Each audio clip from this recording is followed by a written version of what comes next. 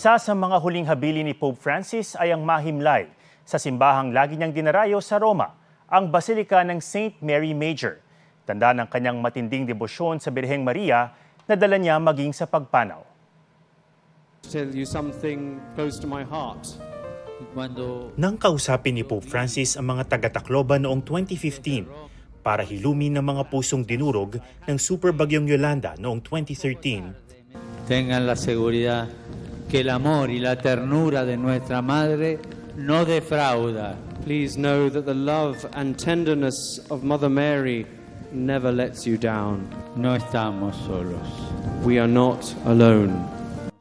Ibinahagi niya ang mensahe ng kabanalan at pagmamahal ng Birheng Maria. Minsang ibinahagi ni Pope Francis sa kanyang buong buhay, lalo nang maging man of the cloth siya, ipinagkatiwala niya ang sarili sa Birheng Maria.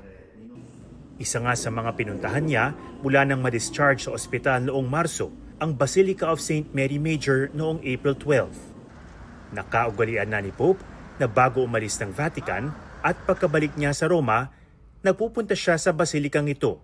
Isa ito sa 4 na papal churches o pinakamataas na simbahan sa Katolisismo at dambana ng imahe ni Maria na Salus Populi Romani.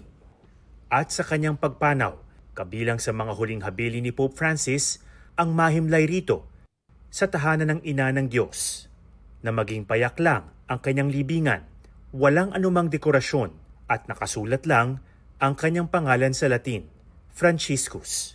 Patunay ng kababaang loob ni Pope Francis hanggang sa kanyang mga huling sandali.